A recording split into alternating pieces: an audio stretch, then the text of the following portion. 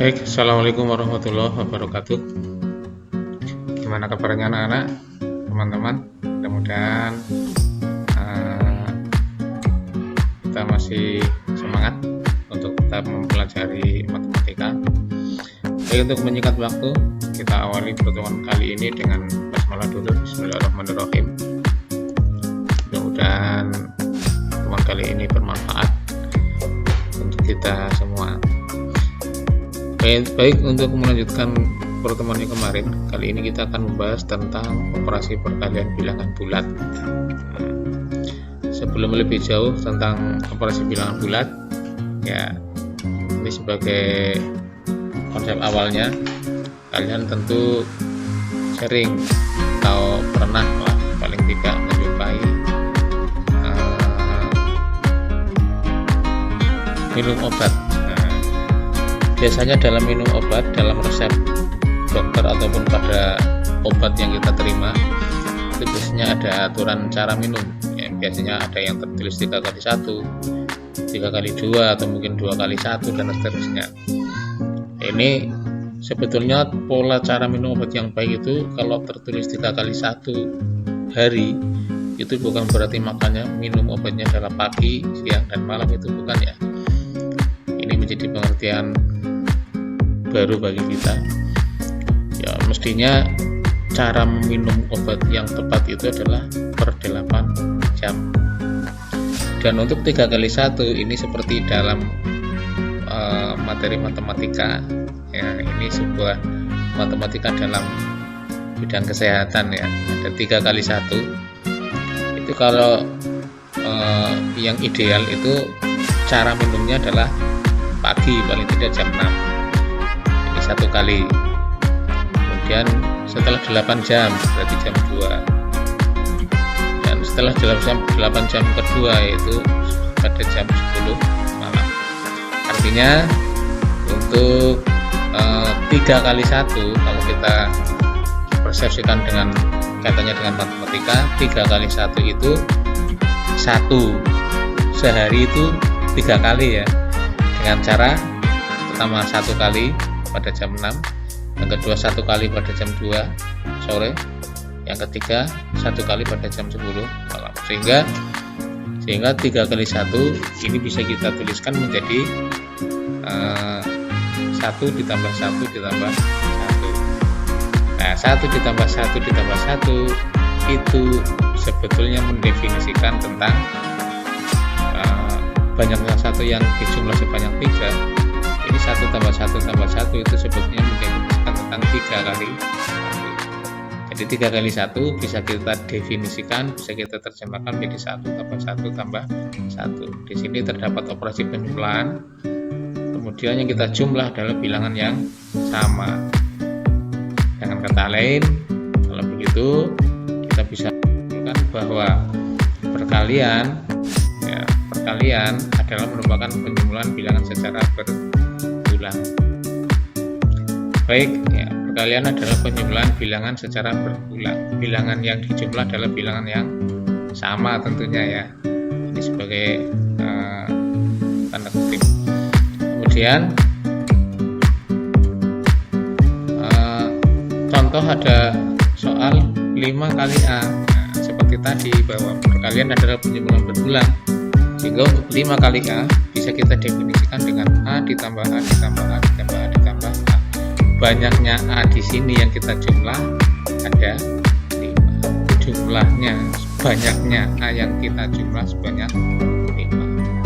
Bisa kita tulis 5 kali A. Kemudian atau misalkan kita balik, A kali 4.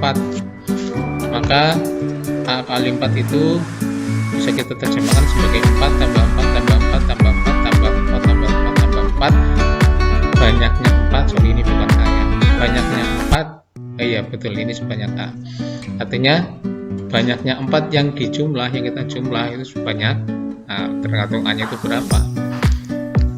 Jadi perkalian adalah penjumlahan bilangan secara berulang. Oke, nah, saya kira cukup mudah konsep awalnya. Lebih jauh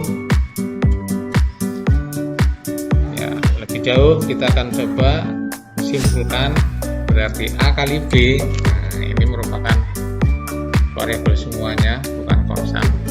A kali B bisa kita terjemahkan menjadi B ditambah B ditambah B ditambah B bla bla bla bla bla bla bla bla. Banyaknya B yang kita jumlah sebanyak banyaknya B yang kita jumlah sebanyak. Jangan terbalik ya, jangan terbalik, konsepnya seperti itu. Sifat perkalian. Oke, untuk mempelajari sifat-sifat perkalian, kita lihat ini ada yang pertama, sifat-sifat dalam perkalian, sifat operasinya. Perhatikan, yang pertama positif dikali positif hasilnya positif. Kita lihat di sini, ini yang bagian positif, ini yang positif dikalikan dengan yang positif, hasilnya positif. Semuanya ini sini ya. Jadi positif dikali positif hasilnya positif. Itu yang pertama. Yang kedua, negatif dikali negatif. Nah, kita lihat ini negatif dikali negatif. Nah, hasilnya berada di wilayah sini, daerah sini. Nah, ini juga positif, negatif, negatif jadi positif. Dan yang ketiga, negatif positif dikali negatif. Yang sini positif dikali negatif kali negatif, berarti sini. Nah, kita lihat di sini. Di sini adalah negatif. Ini apa? Positif dikali negatif hasilnya positif dikali negatif hasilnya negatif. Yang keempat, negatif dikali positif. Ini negatif dikali positif hasilnya negatif. Kesimpulannya, perkalian bilangan dengan tanda yang sama hasilnya selalu positif. Baik sama-sama positif, hasil perkaliannya akan menggunakan bilangan yang positif, maupun sama-sama negatif, hasilnya merupakan bilangan positif. Jadi perkalian bilangan dengan tanda sama hasilnya positif. Sedangkan perkalian bilangan tanda berbeda hasilnya negatif. Perhatikan, positif dengan negatif hasilnya negatif. Begitu juga dengan negatif dengan positif hasilnya negatif. Sifat perkalian yang kedua yang berikutnya, bahwa dalam perkalian ini berlaku sifat tertutup. Perhatikan di sini, yang ada di sini semuanya merupakan bilangan bulat, baik bilangan bulat positif maupun negatif, termasuk bilangan bulat 0. Di sini juga begitu, bilangan bulat positif 0 dan bilangan bulat negatif. Ternyata hasilnya di sini itu tidak ada satupun yang bukan bilangan bulat. Artinya perkalian bilangan bulat akan selalu menghasilkan bilangan bulat. Itu yang dinamakan dengan tertutup. Maksudnya tertutup ya, tidak terbuka untuk bilangan selain bilangan bulat. Berikutnya, sifat yang kedua, adanya unsur identitas. Ya, perhatikan di sini unsur identitas. Ya. 1 dikali 3 hasilnya 3. 1 dikali 2 hasilnya 2. 1 dikali 1 hasilnya 1, 1 dikali 0 hasilnya 0, 1 dikali negatif 1 negatif 1. Artinya apa? Berapapun bilangan bulat sembarang, siapapun bilangan bulat sembarang yang dikali dengan 1, hasilnya adalah akan tetap merupakan bilangan sembarang. 1 dikalikan dengan bilangan berapapun, hasilnya akan bagian sini dengan yang sini itu sama. Artinya 1 tidak berpengaruh. Nah, 1 tidak berpengaruh dalam perkalian, karena berapapun bilangan bulat sembarang yang dikalikan dengan 1, hasilnya adalah bilangan bulat itu sendiri, ataupun 1 yang dikalikan dengan bilangan bulat sembarang hasilnya bilangan bulat sembarang itu. Jadi adanya unsur identitas, maka satu ini ditetapkan sebagai unsur identitas atau elemen identitas. Menjadi identitas artinya apa? Yang tidak akan berpengaruh dimanapun, dia akan selalu tetap ya, tidak akan berpengaruh dalam hasil perkalian. Gitu ya. Oke, lanjut. Adanya inverse atau kebalikan. Nah, ini kebalikannya tadi. Ya, kebalikannya tadi. Kalau 1 dikali 3 hasilnya 3. 1 dikali 3 hasilnya 3. Maka 3 dikali 1/3. 3 dikali 1/3 sama dengan 1. Ini apa? 3 dengan bilangan berapa? 3 dikalikan dengan bilangan tertentu yang hasil perkaliannya menghasilkan 1, di mana 1 ini adalah elemen identitas. Nah, maka di sini terdapat inverse atau kebalikan, yaitu 3 adalah inverse dari 1/3. Kenapa dikatakan 3 adalah inverse dari 1/3? Ya ini karena 3 dikalikan dengan 1/3 hasilnya adalah 1. Sedangkan 1 itu sendiri adalah merupakan elemen identitas. Ya, sehingga kita simpulkan inverse dari Y adalah 1/5. Inverse dari 5 adalah ya 1/5. Inverse dari 2/3 ini bilangan pecahan. Inverse dari 10 ya 1/10. Kenapa? Hasil perkaliannya adalah 1 atau elemen identitas. Jadi inverse dalam perkalian adalah kebalikan. Ini berbeda dengan inverse dalam penjumlahan. Kalau dalam penjumlahan namanya inverse itu bukan kebalikan tetapi lawan. Maksudnya apa? Ya lawannya inverse-nya 2 ya negatif 2. Inverse dari 3 negatif, lawannya positif, lawannya negatif. Sedangkan kalau dalam perkalian ini lawannya itu adalah merupakan bukan lawan ya, tapi kebalikan. Inverse itu maksudnya kebalikan. Oke, yang ketiga komutatif. Nah, perhatikan di sini ada yang unik. Ternyata hasil perkalian baris yang paling atas ini dengan kolom yang paling kiri ini kalau kita amati ini center. Negatif 6, negatif 6. Negatif 3, 4, ya ini negatif 3 ya, sorry salah ini, negatif 3. 0, negatif 2, negatif 2, 0, ini center. 3, 0, negatif 1, 0, 3. 6, 2, 0, 0, 2, 6. 9, 4, 1, 0, 1, 4. Artinya apa? Ini berlaku diagonal, sama. Maksudnya apa? Nah, ini berarti membuktikan bahwa misal kita taruhlah 6 ini ya, 6 itu kita peroleh dari 2 kali 3, itu kan hasilnya 6. Ya, ternyata di sini juga ada 6. Dari mana 6 ini kita peroleh? Bukan dari 2 kali 3, tapi 6 ini kita peroleh dari bukan yang ini malah salah. Yang mana ya? 2 dikali 3 hasilnya 6.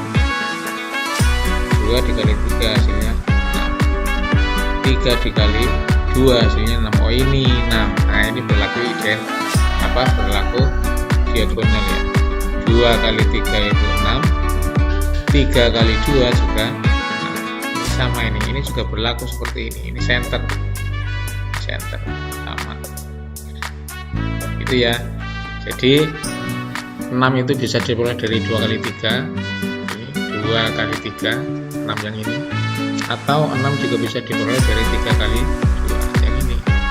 3 dikali 2 hasilnya 6. Maka itulah yang dinamakan dengan komutatif. Artinya 2 kali 3 nilainya sama dengan 3 kali 2. Jadi dikatakan komutatif jika A dikali B sama dengan B dikali A. Oke. Yang keempat asosiatif. Ya, saya kira ini pengembangan dari SD. Contoh 1 kali 2 kali 3. Kita bisa menghitung 1 kali 2 dulu. Ya, 1 dikali 2 dulu hasilnya 2. Kemudian hasilnya dikali 3. 2 kali 3 hasilnya 6. Ini akan sama dengan ketika kita menghitung 2 kali 3 dulu. 2 kali 3 kita hitung dulu. 2 kali 3 kita hitung dulu 6. Kemudian hasilnya dikali 1.